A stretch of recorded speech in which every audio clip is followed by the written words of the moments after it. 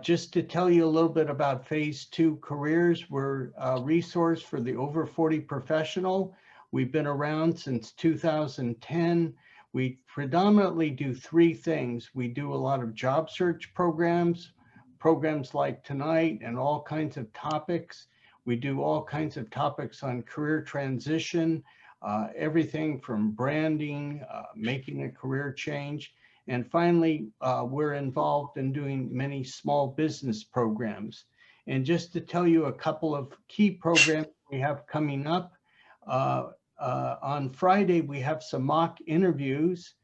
We still have some room for a couple more people if you want to be part of the mock interviews. There's a small fee for that, but do sign up right away because I will assign you to a recruiter immediately for Friday. And then next week, we have two programs, one a job search program called LinkedIn Master Class, and the other one is more for small business, proven keys to creating a successful marketing plan. So every month we have 8 to 12 webinars.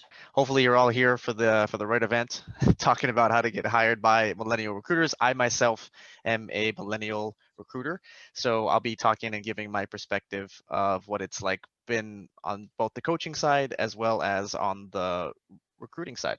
And I'll just add a little bit of other additional context about myself while people are typing some things in the chat. So I've been a recruiter in the tech space for about 3.5 years now. I've been recruiting on both the non-technical and technical side of the house. So I've seen both hiring processes and kind of what hiring managers and candidates are like on both ends.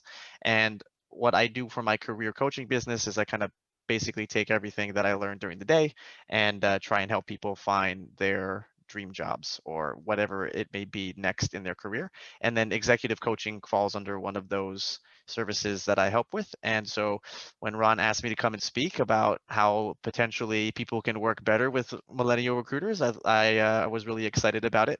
And I don't think anyone has put a presentation together like this. So hopefully we find it valuable. I was given the preference or preface that everyone or the majority of the audience would be 40 years and older. So I did create and tailor a lot of the content and the speaking points with that general audience in mind.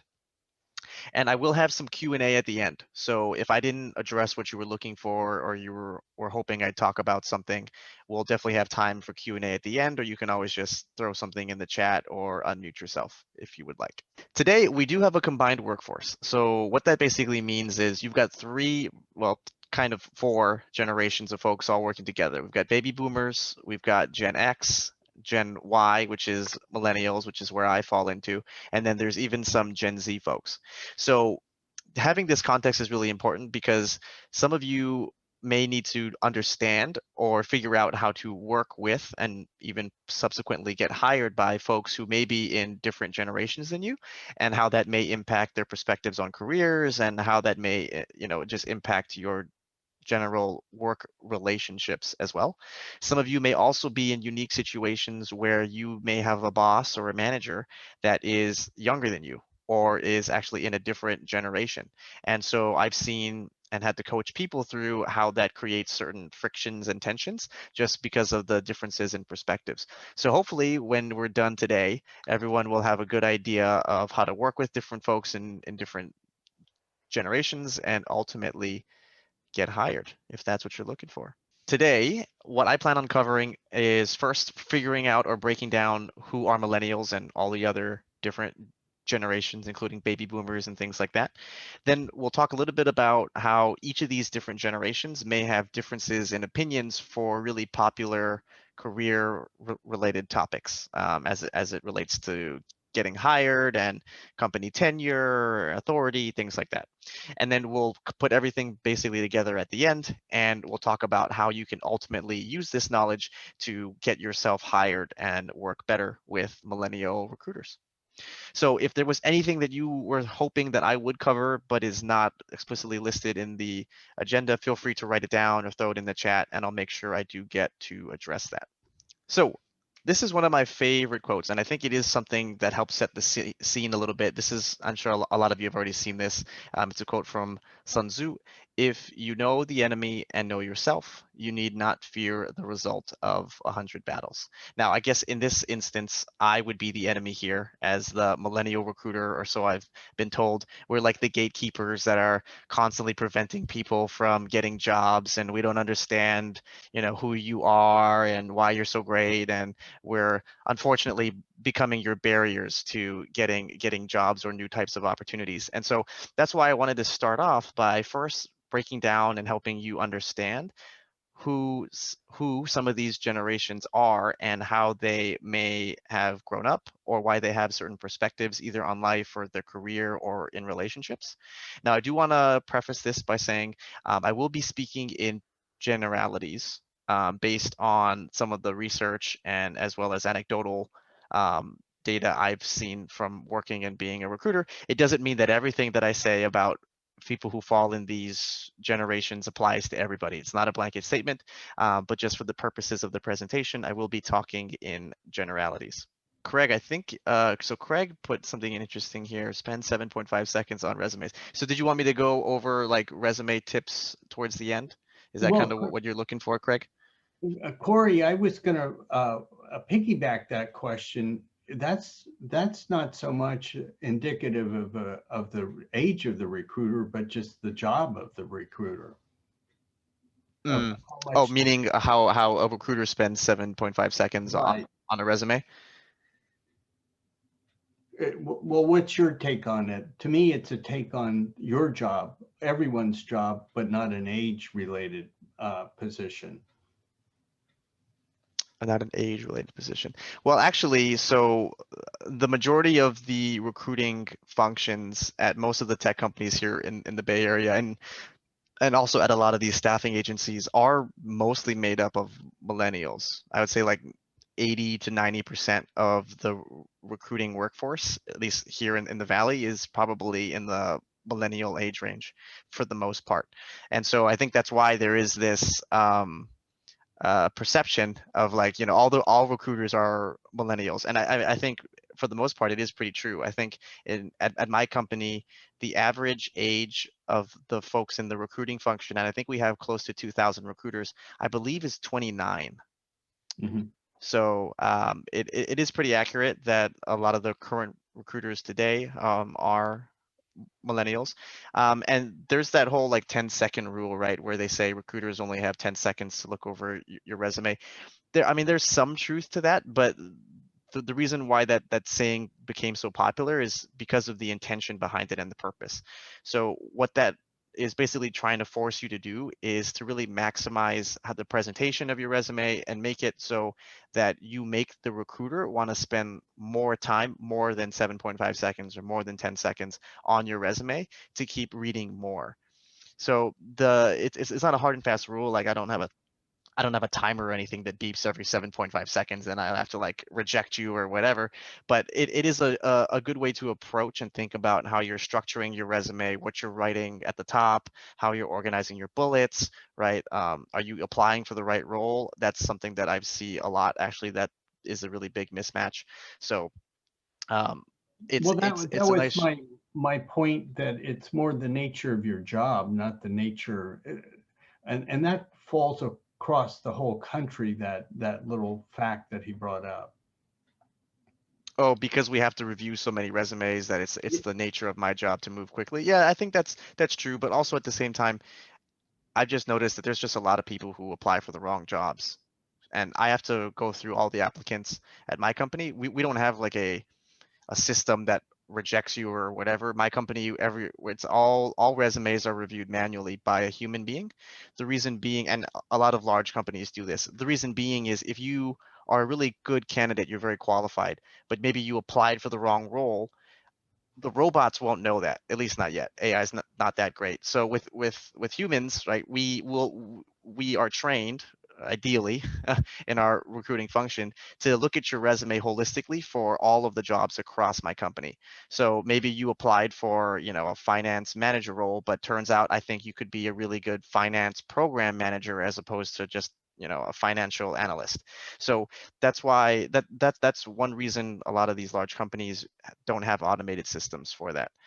But because of how many resumes we need to review, and there's just people who aren't qualified in general, so we do move pretty quickly, and that kind of becomes the nature of our job. All right, so now we're going to start to understand ourselves as well as the enemy, I guess, which is me, for the purposes of everything here. So baby boomers, and all of these diagrams that I'm going to walk through in the next 3 or 4 slides, they're all provided through Kasasa. I think I'm pronouncing that correctly. It's a marketing blog. And so why I like to make that disclaimer is because if you were to Google, like, who is a baby boomer, you'll get slightly different definitions based on birth years or current age ranges, but for the most part, they're all within, 2 to 3 different years of each other. So it's not a hard and fast rule, but Kasasa is a marketing blog. And so what that means is they're really trying to understand the buying behaviors and marketing patterns of these different generations. And you can see a lot of that is pointed out here in their infographic. But what I wanted to point out here is for baby boomers, for those of you who fall in that category, a lot of you, assuming you had a standard career growth trajectory and path, a lot of you are probably going to be in very senior positions within your company. So a lot of you will probably be upper management to executive level folks currently right now. And most likely you'll be having to manage folks in different generations, the Gen X and the millennials as well. And so you have a certain perspective and you've grown up and had your career built in a vastly different way than a lot of these other generations have. One of the other interesting things is for baby boomers, you have had to work through, fortunately or unfortunately, at least 2 economic recessions or downturns, right? And so that's also really going to influence how you value and treat your jobs and careers, and you think about different opportunities because you've had to experience that now twice. And as we talk about other generations and things, we'll see that some of us have not had that experience, and that is a major factor as to how we perceive and view our careers. So that's the baby boomer side. So currently, I think actually technically my parents fall into this category. Um, Mom and Dad, if you're watching this later, love you guys. Now, Generation X. I think a lot of people forget that there's a generation between the baby boomers and the millennials. I think a lot of people are just like, oh, it's baby boomers and then millennials are right here. So I just wanted to point out that there is another generation in the middle, Generation X. Um, it's a bit of a shorter age range here for this generation. A lot of these folks will be your mid-level managers, sometimes executive level if they've had really strong career trajectory. But Gen X actually is in an interesting spot because they're wedged between both baby boomers and millennials who have vastly different views of careers, vastly different perspectives. They've grown up in very, very different worlds and economies. And so they are in this really difficult place right now because they have this push and pull between having to accommodate and work with different personalities from both generations. Most of the folks in Gen X have very similar, outlooks to and treat their careers very similar to baby boomers because they've also had to work through 2 economic or recessions or downturns without counting COVID. And so how you value your career, how you treat your jobs, how you look at different opportunities is going to be very similar as to how baby boomers approach it as well. All right, so now we get to me, millennials, the bad recruiters.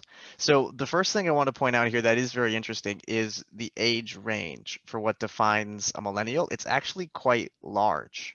So it's 25 all the way to 40. And so I think millennials have this perception that it's just all the young kids are millennials. Some of these some millennials at 40, you could be an executive. I've hired some folks who have had extremely fast career trajectories and growths, and there are some millennials who are in executive level roles. And so that may also create some tension or friction in the workforce as well if you may have to report to somebody that is younger than you. And so I've seen that create certain work dynamics and relationships as well. Half of half of the millennials have did work through the like mortgage crisis, so they have had to go through at least one economic downturn and recession. But myself personally, I'm 29, and I graduated college basically right after that was basically all cleaned up and the economy was recovering again. I myself have never had to work through a recession other than COVID.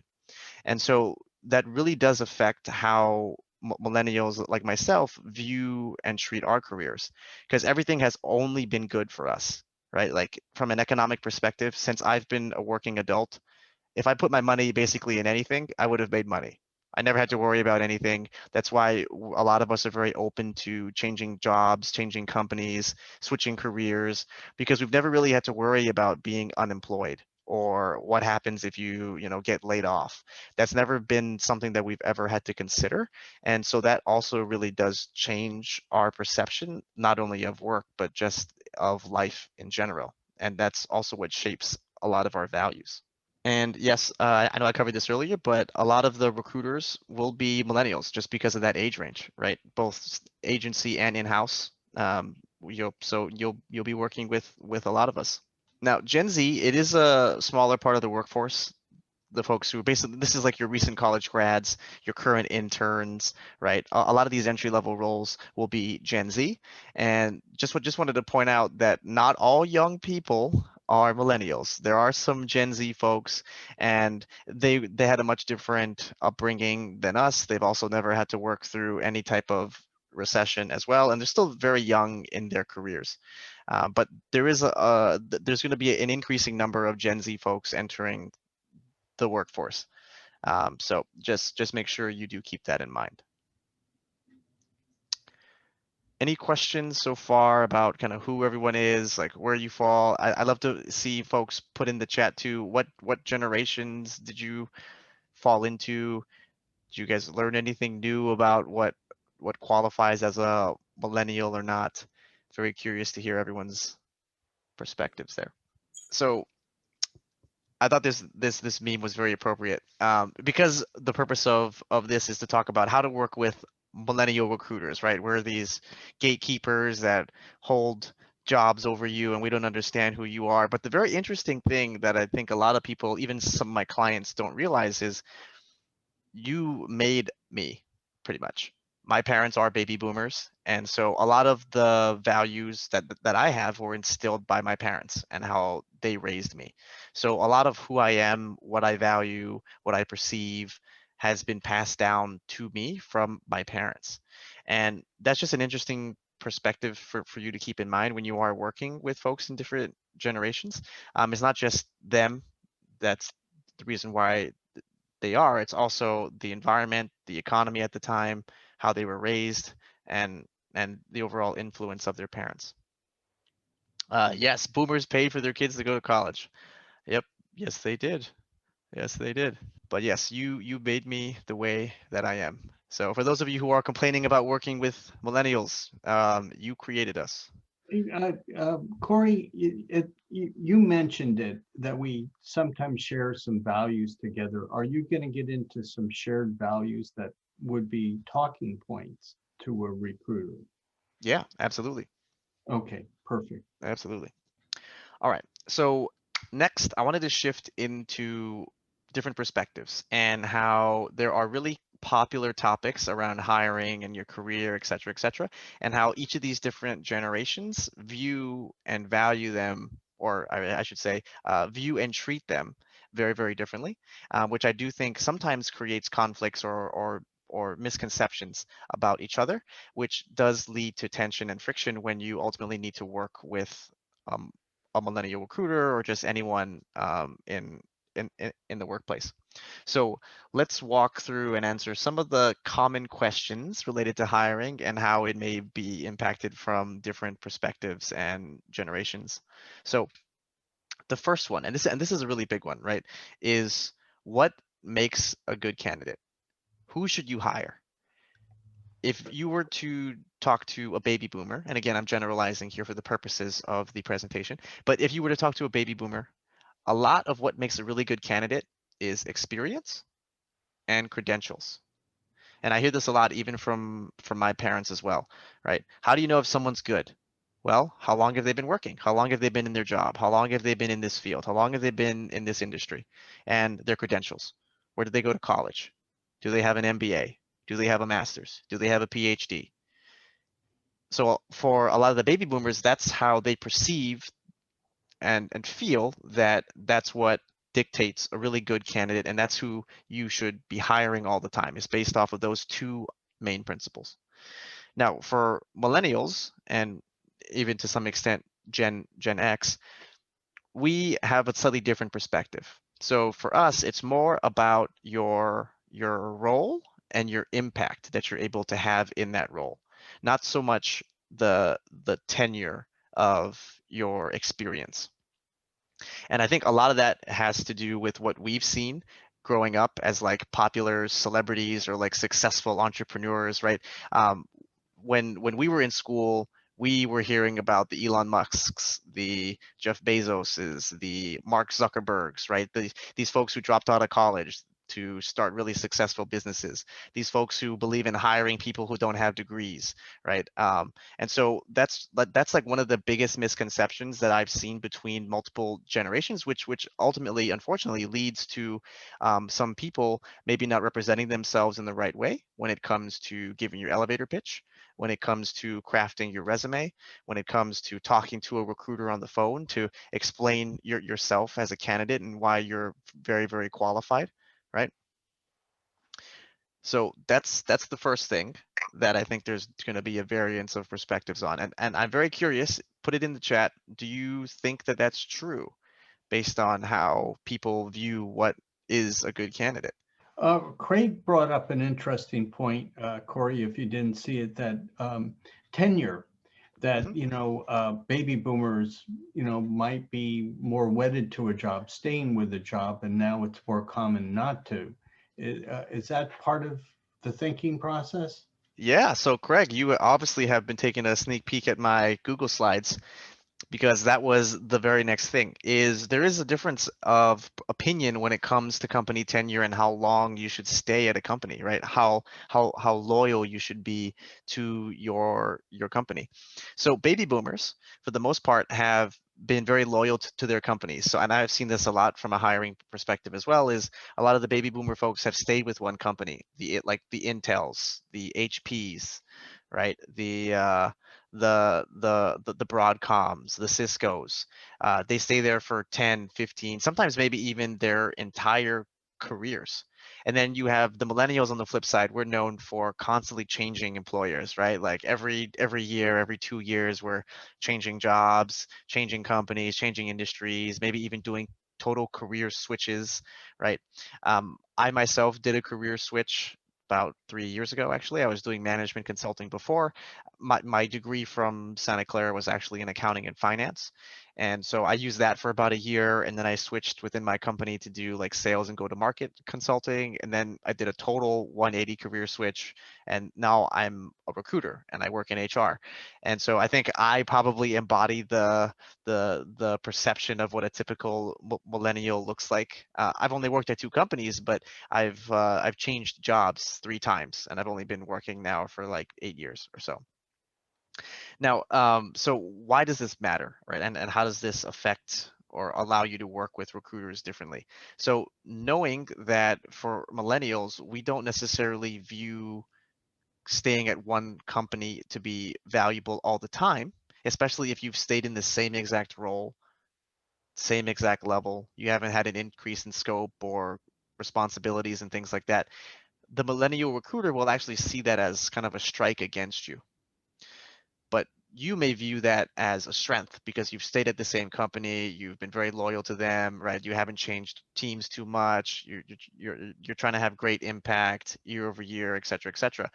But knowing how we value and view things very differently, you're going to want to change your pitch a little bit. So if you have been staying at one company most of your career, that's actually not a bad thing, but you need to explain to me as the millennial recruiter why it's not a bad thing. So ideally, if you've changed teams or you've worked in different groups within your company, or you've went abroad, for example, and then you got some international managerial experience, and then you came back to the US to lead a bigger team, et cetera, et cetera. Like that needs to be part of both your resume, but also your pitch when you're on the phone with us as a recruiter. So I think that's going to be a helpful perspective for folks as well. So you're getting some reactions here from Julie, Frank, and Thomas. Do you want to take a look at that, Corey? Yeah. So let's see here. And Priscilla. Okay.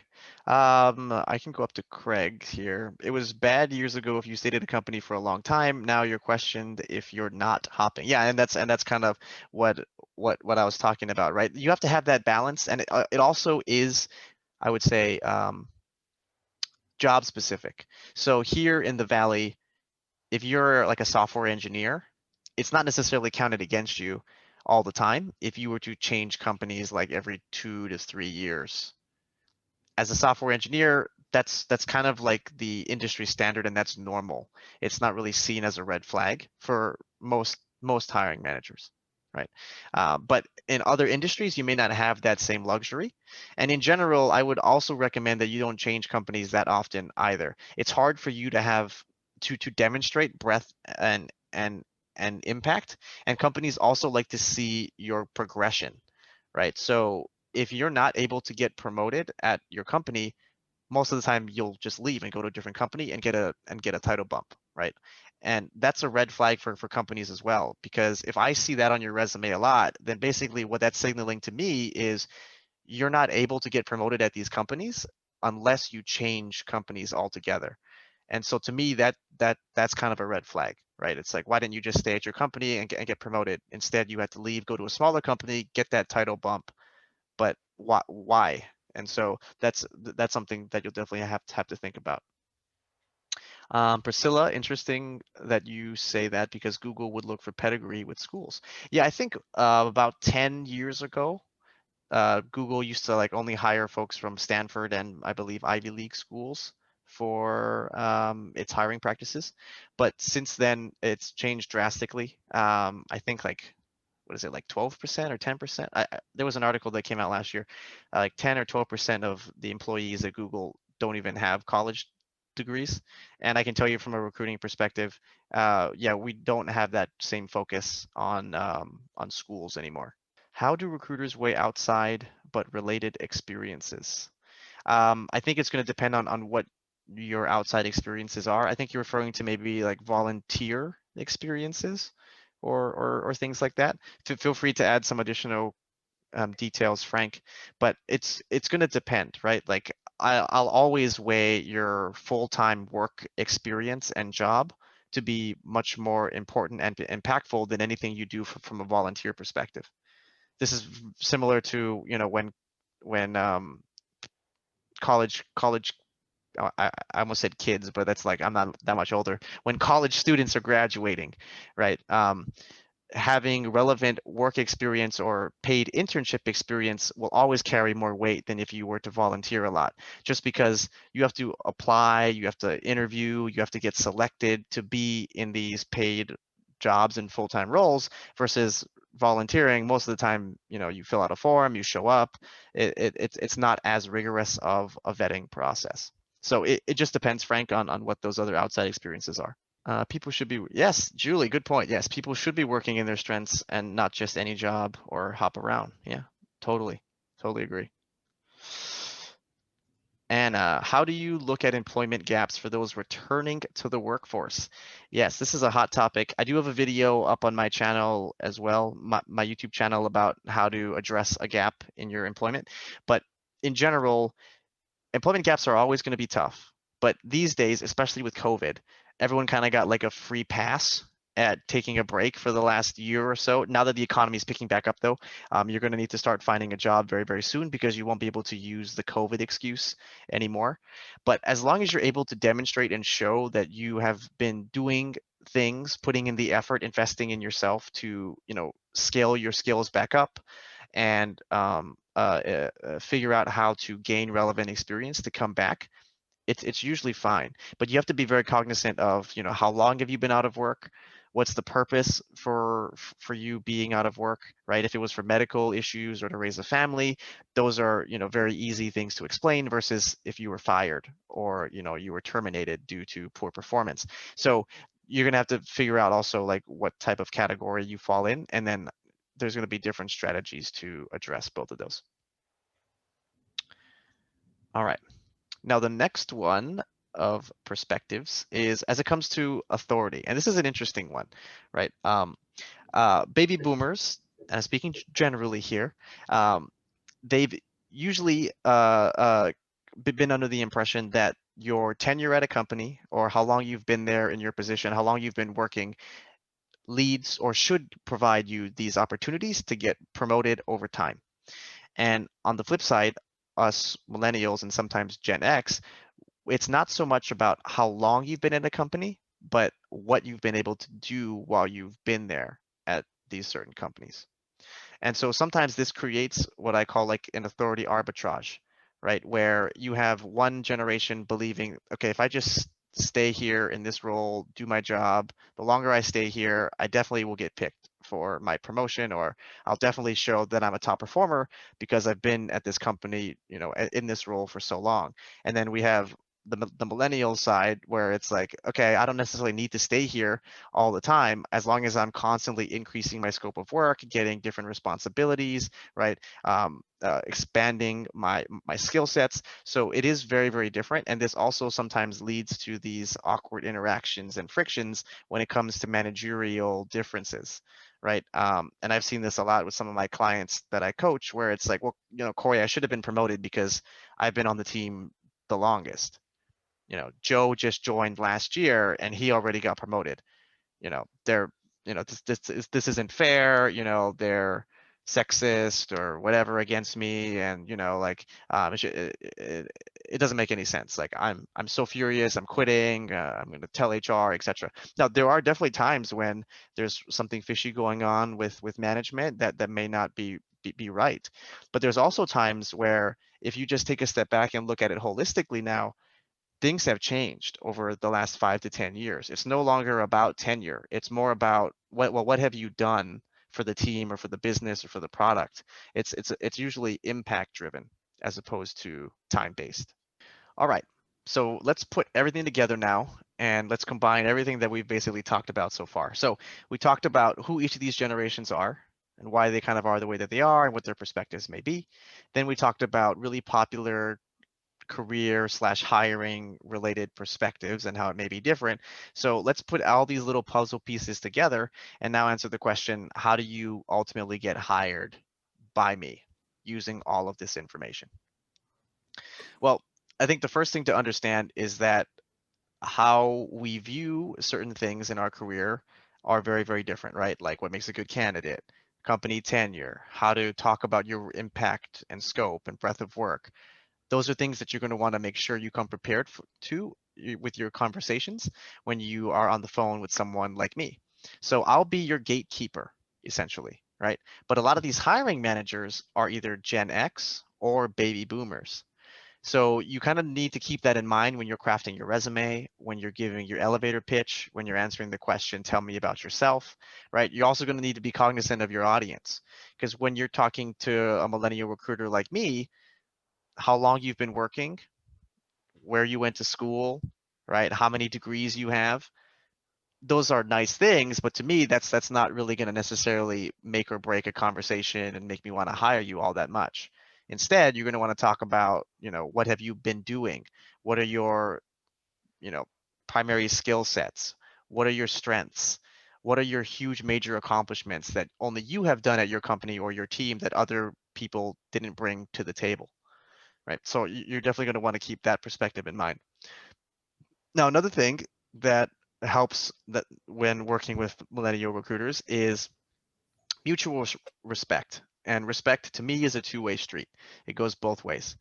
There's been multiple times where I've been working with a lot of executive level folks, and the majority of the people that I hire for my company are mid to executive level.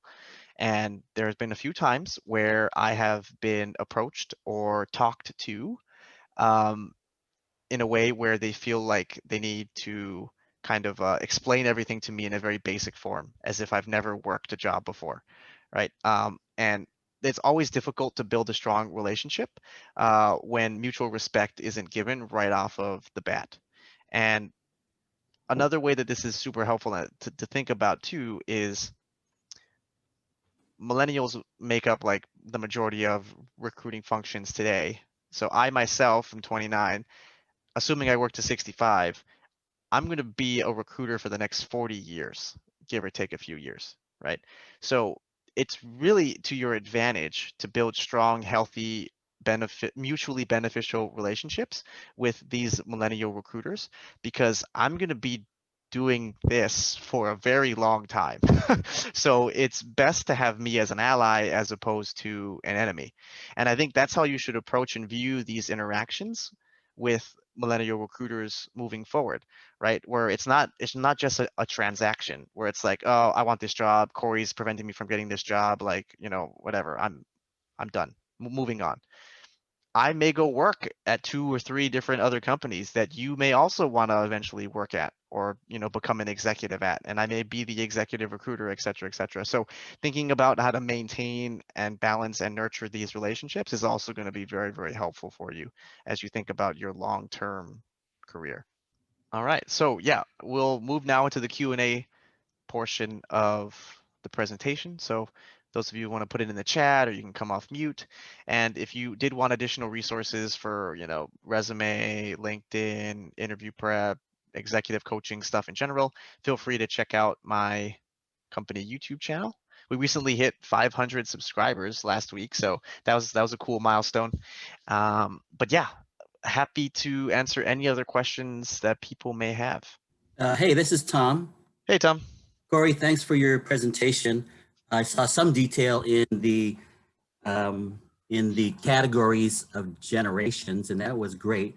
But I didn't see a whole lot of details in any of your other slides, right? And if it was my presentation as a baby boomer, I would have had bullets, I would have had fade ins, fade outs, right? Those types of things to kind of present in a way that I'm used to, right? I don't know what your impression is of that as a tool working or presenting to a recruiter on a Zoom call like this. If I was to have a share screen, show you my stuff, right? What was your impression of that type of detail as opposed to your less detail? Yeah, so my format is a little bit different. I've got a consulting background. So how I was kind of brought up in my career was, if you're giving a presentation, you don't want to read off of the slide. And so that's why I try to make most of my stuff less content heavy, so they are somewhat forced to pay attention to what I'm saying as opposed to just reading off of the slides. It's like, a lot of my friends went to large universities, right, where you have like 200 people in a lecture, and they went to the first day of class and they realized the professor just reads off the slides, and so they don't even need to go to the class anymore. So that's kind of how I've viewed building presentations in general, just to keep it a little bit more interesting and fun, and also allows people to kind of focus more on me as opposed to like just reading what's going on there. But your second point of like, if we were on some type of shared screen, I think both perspectives work. But I would try and just shy away from, in general, just putting too much detail on the slides, because then you're just reading off of it at a point. It's very similar to the whole tell me about yourself, right? Like if you were asked that in an interview and you repeated the exact same things that were on the resume, which got you this interview to begin with, it's kind of like wasting your 1 minute to shine, essentially, right? So that's kind of how I view that. I'm sure people may have different opinions, but That's a good takeaway, I think, for our generation, is to not repeat what's on your resume, right? Speak more holistically about who you are, what you're doing currently. And I got that tip from you, keeping your skill sets up, right? LinkedIn courses I've been taking, right? I've been up on regulations that affect my field of industry, that type of thing while COVID's, but I have no more excuses now that we're coming out of COVID, right? So why aren't you getting a job, Tom? And I'm at that point where I am actively seeking. But I hear your perspective, and I'll share this, Corey, because I think your perspective may be skewed because you're from a more millennial company. I looked up your LinkedIn, I looked the LinkedIn profile. I saw you're with that company, the G company, right? But I work with more established companies, and I was wondering if there is a perspective that you may or may not have regarding an Abbott Vascular, right? How about one of those older companies, right, that are more established, they're Midwest, East Coast, that are different from our California companies? What's your impression of how different that recruiter may be from you? Yeah, it is definitely different, I think, depending on what industry you're in. The financial services industry, for example, the manufacturing, CPG, I think they're more in the old school way of hiring and approaching. But I've been recruiting for HR within my company before, and I can tell you that it is changing over time because as the baby boomer executives are now retiring, they're now being replaced by Gen X HR execs, Gen X head of talent, head of recruiting. Sometimes they'll purposely hire someone like who's a millennial, right, between 25 and 40 to be their new head of staffing. And with that, we'll create it'll be a slow transition. A lot of people talk about that, but there is going to be much more of a shift as the baby boomer generation kind of moves into retirement, and these other generations carry their values and their perspectives of what makes a good candidate over time. So you will start to see those shifts, but I will definitely agree with you. Yeah, financial services, I think, is still much more in that old school mentality of hiring. But as people, our companies have noticed, you got to compete for talent now. And so you have to be like the the new school way of hiring. One of the advantages of it is it opens more doors for you to consider additional talent and candidates, and opens your pipeline. Because if you're very strict on years of experience, which is like the baby boomer way of hiring, you have a very limited hiring pool, as opposed to, okay, yes, we need some, you know, at least 5, 10 years of experience, but what I care more about is, have you led X, Y, and Z type of project, right? Have you scaled X, Y, and Z like this, right? So I think there's always going to be that shift moving towards that over time. Here's a question, Corey, from Frank. What's your take about post-COVID having the return to face-to-face interviewing? Is that going to be, and you're in a high-tech company, what's your take on all industries? Yeah, meaning like, will we be going back to face-to-face interviews? Yeah, I think that's his question. Yeah, I think there's probably going to be a hybrid, at least for the next year or so, as people figure out legal implications of, what may happen, like, because in certain states, right, you don't like you can require your employees, I believe, to get vaccinated, and in some states you can't. And so, what if I have a candidate that's from a state that doesn't require vaccinations, and then you come to my company in a state where we do require it, and then what if you were to get COVID when you're here because you're not vaccinated, but everybody at the company is, right? Now you sue my company. Like, so I'm sure there's going to be some hybrid model for in-person interviews for a while until we figure out this whole COVID situation, legal liability, et cetera, et cetera. But I do think that there is true value in the face-to-face interactions. A lot of my candidates have told me that, especially the older folks, a lot of my executive level folks, it's easier to get that sense of culture and vibe, especially when it comes time to meet your manager face to face, because that's, people leave managers, they don't leave companies, and it's hard to get that genuine connection, to feel like, okay, are you BSing me? Like, are you just like blowing smoke to make me say yes?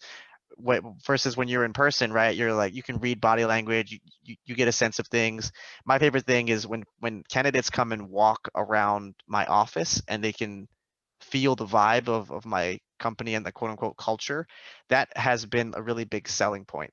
And I personally can speak for myself. Like, at my last company, if you went to the office, you'd be lucky if you saw 2 people smiling. Right. You come to my company now, everybody's like really happy and cheerful. And that itself is like a huge, I think, selling point for a lot of people. And so I do think because of that, and a lot of these companies have been investing in their perks in the office and interior decoration and things like that, we're going to definitely want to encourage people to go face to face because we have invested so much money there. But it's probably going to be a while. Here's a question from Anna, a good question. What are some of the turn-offs or no-nos from your perspective in the application process for baby boomers? What should she be thinking about? Yeah, so I think for me, it's really focusing on how many years of experience that you have. That's one of the things that I've seen trips up baby boomers a lot, is like, well, Corey, I've been doing this for 25 years. Like, I need to be a senior manager. And I'm like, okay, normally, yes, you would be a senior manager. But when I ask you what you do in your day-to-day job, like your responsibilities sound more like manager. Oh no, but I've got an MBA, I've got a master's, I've got 95 patents. Yes, like those are, some helpful data points, but it's not just, those credentials, but it's more about what have you done with that. And I think that's some of, I wouldn't say it's a turnoff, but it's like a trap that I see a lot of the baby boomers fall into, which is more of like, no, Corey, I have 25 years of experience though. And I'm like, yes, but you're doing the same work that someone with 10 years of experience is currently doing at my company. So that's one thing that I think a lot of people fall into a trap for it. But a lot of that is just based on like how you grew up in your career and like how you're used to hiring being done, and how people used to hire 5, 10, 20 years ago is vastly different from today. And um, and even for folks who are looking to find a career coach in general, I think it's always helpful to have someone that is a recruiter or has recently retired from recruiting but is still plugged in, because how we write resumes today is so different than 5 years ago, just for example. So if you are looking to get a coach, I highly recommend you find one that is a recruiter or that was recently a recruiter. Here's a question from Craig. Certain generations of recruiters, are they more prone to use ATS, applicant tracking systems? Well, we all have to use an ATS, regardless of it's just like the nature of our job. But I do think ATS systems probably hurt baby boomers the most, just because of age discrimination, and biases and things like that. But there's clever ways you can get around that with how you structure your resume and how you write things. But yeah, I do think unfortunately it does kind of hurt more of the older generation who's trying to, get either come back from a break or just getting into companies in general. So how do you respond to Julie's question about hiring good people to retrain them into other things, like a career transition job if they don't wish to be self-employed? Is that such an animal, being retrained in companies? Is that a trend or not? From what I can see at my company, no, it's not Right. very common. It is not very common. The exception would be if there's a new technology or a new product, or there's a new industry or new service that no one's ever done before, that you can't find the existing talent in the market, then you will do this, right? You'll find the next closest relevant skill set and then train someone to do that. The flip side is if you work for a very small company, maybe you don't have the same branding as a FANG company where you can afford to hire and attract people to do certain things, then you will resort to doing that. Well, not resort, but for lack of a better word, you will have to rely on doing that if you can't bring in the external talent. So I would say for most of the time, we would not retrain because there's opportunity cost involved. There's a lot of risk there. It's far more economical and beneficial for us to go out and just hire that talent externally in the market if your company can afford to do it. But it doesn't mean that it's impossible. There are always unique situations, or I help some of my people like build out a career transition plan where you're going to have to gain certain skill sets to quote unquote level up to get to your dream job at some point.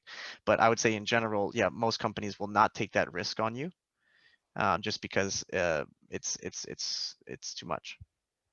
Understood. Thank you, Corey. Yeah. Other questions? Kim sent me one. Kim, is it okay if I just read this one out loud? I know you sent it Oh, to me sure. directly, but I think it's one that a lot of people Oh, get yeah. value from. Go ahead. Uh-huh. Sure. So Kim asked, what is the best way to find out if you really want to work at a company? So I think there's two factors. The one that's the most important is your manager. I don't think it really matters as much as the culture of the company or like what your company does or the benefits or the perks of your company. It's all going to come down to your manager, right? Like you can work at the best company in the world, but if you get stuck with the worst manager there, you're going to hate your job, and vice versa. You could go to a company that's known for being horrible to its employees, doesn't treat you well, but if you have the world's best manager who, provides psychological safety, who invests in your career, allows you to get stretch opportunities, who, puts your career development and growth above theirs, you're going to love your job. So I think the first thing is making sure that you really want to work for this manager.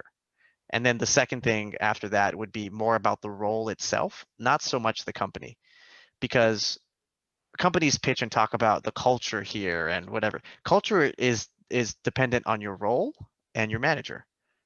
Right? Those are the two biggest factors, right? Unless you're at the executive level, like you're most likely going to be 2, 3, 4, 5, 6 levels down from where they set the culture, and so a lot of that is going to be dependent on your job and your manager. So like why does the job matter, right? Like let's say your company is known for like having so much fun, great work-life balance, but you do accounting, right? You're not going to have that work-life balance that everyone has. You're not going to get to go play volleyball, at 12 o'clock, because when it's month end close, quarter end, like year end, like your role is defined to be working those sometimes crazy hours, right? So it's more about those two things that will really help you figure out if you really want to work at a company. Is it, well, the key is to be able to talk to somebody that works there. If you don't know someone that works there, what's an alternate way of finding out? You can never tell, like you say, who the manager will be. It may be reassigned so what's the best way to case all that out? Yeah, so what I recommend to people is you kind of do a reverse interview to your manager.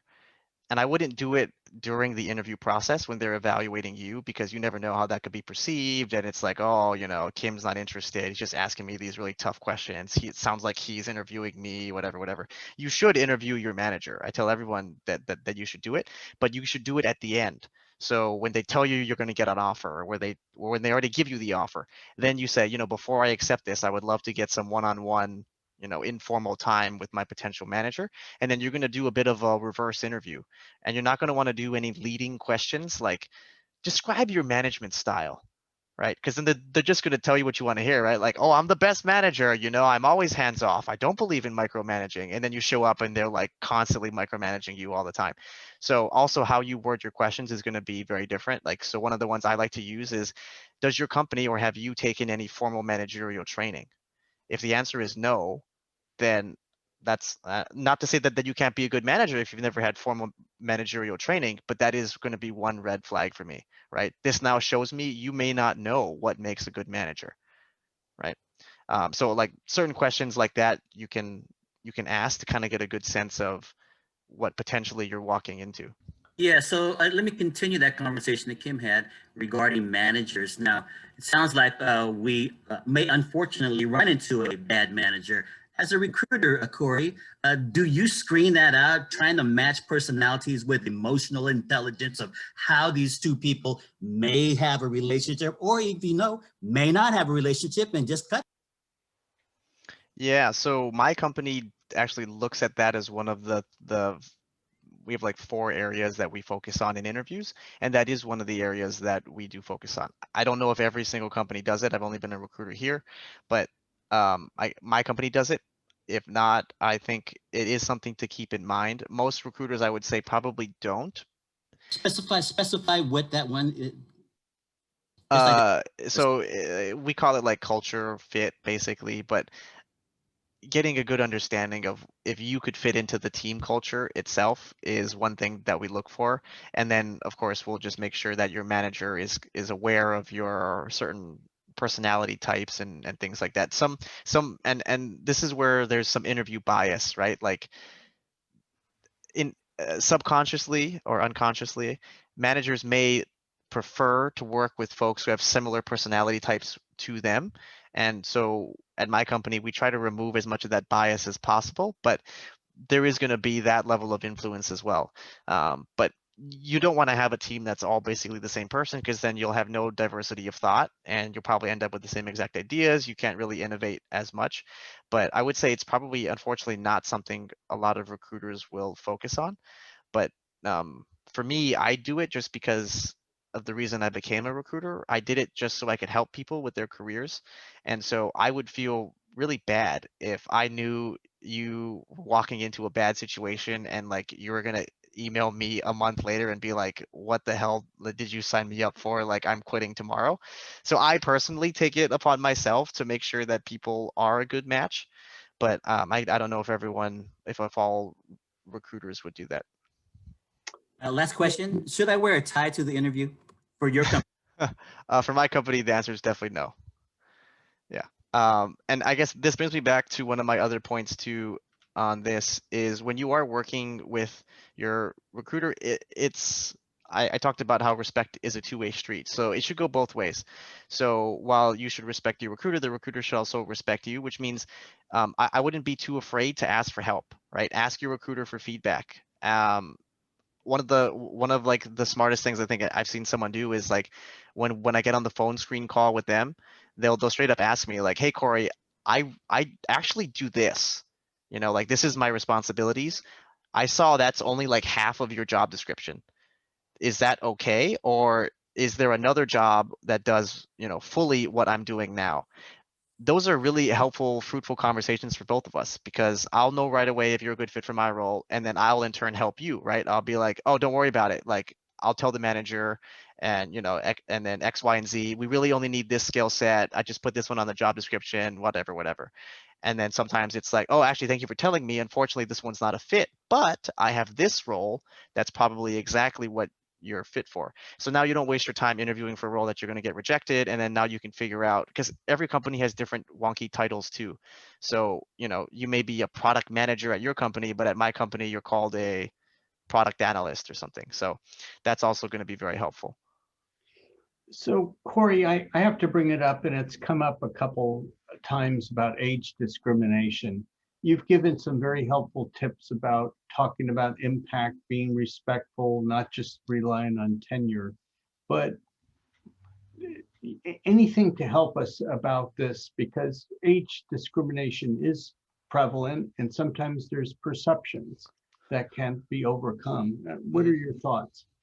Yeah. So age discrimination to me is not so much about the age itself. The people who run into these types of problems are folks who have had much more, I would say, um, level career trajectories. And when it comes time for them to look externally outside of their company, that's when they feel this age discrimination and this age bias. But the majority of that is actually due to how their career has either progressed or not progressed over time. Which is, you know, something that maybe now is something too late to kind of fix, but that's just one thing to kind of keep in mind is it's not so much about your age. Like if you were, you know, 55 but you were a vice president, like you'd have no problem getting a job as a vice president, because that's where you're supposed to be, right? At that point in your career, we would expect you to be senior director, vice president, SVP, C-level, etc. But a lot of the folks who have express frustrations with the age discrimination are folks who are 55 but are at the manager level, right? So you're 55 but you have the same responsibilities as someone who's 35. So when it comes time to applying and interviewing for jobs, right, like there's that kind of a difference between candidates when we're evaluating that. But knowing that, should help you approach your job search, right? So you're going to be a little bit creative with your resume. When you get on the phone call with the recruiter, you got to talk less about how long you've been working, but more about how your tenure and experience has given you additional experiences and projects, like breadth of projects, right? That's your advantage for having worked so long in a certain field or industry, is either your industry knowledge, your customer knowledge, your product knowledge, as well as your variety of projects. Let me bring up another situation. That's for people that are progressing up the ladder or have ambitions. What about someone who just enjoys being a clerical worker and they've been at that role for a while, and that's where they feel their skill set is that, are they being dinged because they just stayed at the same status? Unfortunately, the answer is yes. Life is all about balance, right? So in exchange for getting to stay at a job that you love, that's very comfortable, you don't have to maybe potentially work too hard, you kind of get to check in at 8, leave at 5, etc., etc. In exchange for that, there's a certain point where if you wanted to leave, you have to pay the price, right? Um, and so unfortunately, like, there is some of that consequence for having to for choosing a somewhat like steady career path, which is okay, right? I don't think there's anything wrong with that. Everyone goes through different career phases, right? There's your growth phase, there's your family phase, et cetera, et cetera. But just knowing that there's trade-offs is the part that I think a lot of people don't recognize and acknowledge, is that there is going to be a point where you want to do something else, but you made it difficult for yourself. Sometimes you have to sleep in the bed that you make. And I see this a lot in the engineering side, where a lot of engineers don't want to be managers. And as someone who's had to manage before, I can tell you it's super stressful. Like, it is not for everybody. It is not fun. You don't get paid more, right? Like, if you're a senior manager engineer that manages a team, you make the exact same amount of money as a senior manager engineer who doesn't manage a team. And so that's why a lot of people go the IC route, because it's less stressful, you make the same amount of money, et cetera, et cetera. But in exchange, if anything were to happen to your job and you want to leave now and go work for someone else, I'd much rather hire someone that has managerial experience with that same level of tenure, because you are now much more flexible after I hire you, right? You can be a manager if I need you to be, or you can be an individual contributor, right? And so a lot of the folks that I coach, they tell me all the time, like, Corey, there's no way I'd ever be a manager. Like, it's so stressful. But I tell them, like, if you can afford to, like, with your family time or financials, etc., I think you should get the managerial experience, because if something ever happens to your job, you're far more marketable if you do have that experience. There's trade-offs. And so I think as long as you're willing to accept the consequences, and then you can choose the career that makes you happy. But I always err on the side of, optimization, efficiency, as well as risk aversion. Here's another type of question from Julie, who spent 10 years of her life taking care of their parents until they died, and now returning to the work in their late 50s. Sorry for your loss, Julie. Any advice for Julie? Yeah, I think it's going to be, well, the first thing is level setting your expectations. 10 years is quite a long time to be out of the workforce. So let's say you left at director level. I think you should probably set some realistic expectations that you unfortunately may not be qualified to come back at that director level in what you were doing.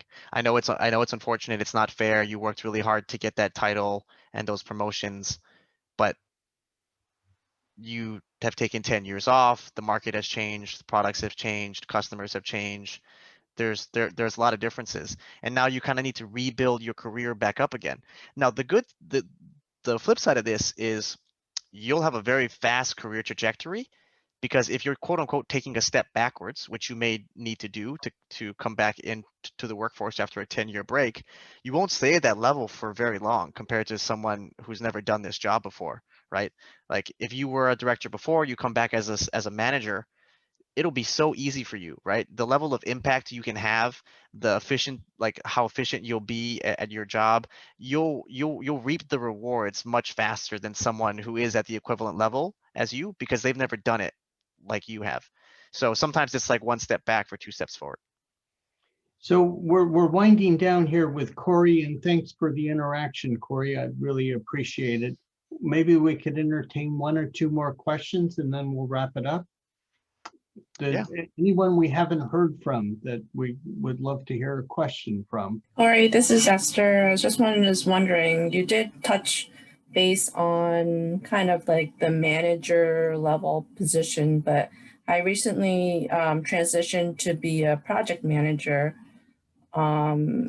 And a couple of years into that, just curious on kind of that kind of role and how to kind of jump from like transitioning from project manager and kind of show that I have transitioned to this new position and learning new things and things like that, and kind of see my career developing even further than that. But I feel like I'm not going fast enough. What is the job you ultimately want to get to? I would like to manage people, but at this moment, I'm just managing projects in a way that there are no direct reports with my current role, but I am managing people, but they're not reporting to me. Okay. Aside from managing people though, like, is there a certain function you want to work in? Like, what is the project management role you have now? What team are you supporting? IT on the software side. Okay. So I was just curious, like, how to kind of mention, like, and put some some, I guess, suggestions to kind of mention to a recruiter such as yourself that I like to go that route, but how to kind of relay it to the recruiter that I like to kind of see my career path go develop even further than that, like to Okay. a millennial recruiter such as yourself. Okay. So if I was your coach, there's a few things that we would talk about first. So becoming a people manager, assuming you stayed in the project management role, would be difficult because the nature of project management, program management, etc., is that there isn't managerial roles that come of this. What I really like project management, program management roles for is it's great transition roles for folks who are trying to switch industries or not industries, switch functions, right? So I've had a lot of my clients, if they do finance or accounting and they want to get into marketing, which for some reason is like super popular. I don't know why like all these accountants want to become marketers, but the most popular and successful career path I've seen is from folks to take a project program management role in marketing, leveraging their existing skill sets, like their, how good they are in Excel, how good they are at building PowerPoints, et cetera, time management, stakeholder management, blah, blah, blah, blah. And then you transition from there into your marketing type role.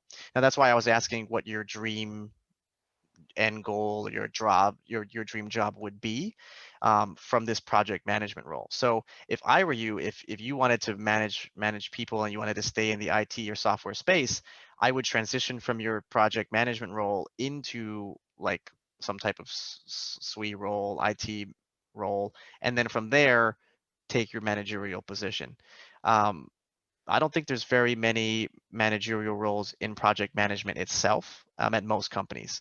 I think at most companies, the project manager actually reports into someone from that line of business or that function. I don't know how your company and team is currently set up, but it's probably going to have to be down that route. Or if you wanted, let's say your boss's job, let's say your boss is a manager of project managers, which I've only seen at very large companies, then the missing skill set for you is actually managing a team. And so you either get that through stretch opportunities within your existing company, or you're going to have to demonstrate that leadership ability through other forms. Okay. Last question. We'll entertain one more question, then we'll wrap it up. Anyone burning question? This is from Kim. Is it realistic to take a lower position with an organization with a view of moving to a more satisfying position? What's your thoughts? Oh, absolutely. I definitely think it's realistic. I think a lot of people aren't willing to do it, but absolutely, I would highly recommend folks to do that. I think there's this it's tough depending on how you've set up your life and arranged your finances in a certain way, where sometimes it is impossible to quote unquote take a step back in your career, take a pay cut, et cetera, et cetera. So that aside, assuming you could financially do it, I think it's always the right play. One step back for two steps forward. If you truly love what you do, you'll make up the money at some point because you'll be a top performer. It'll be much easier for you to be a top performer.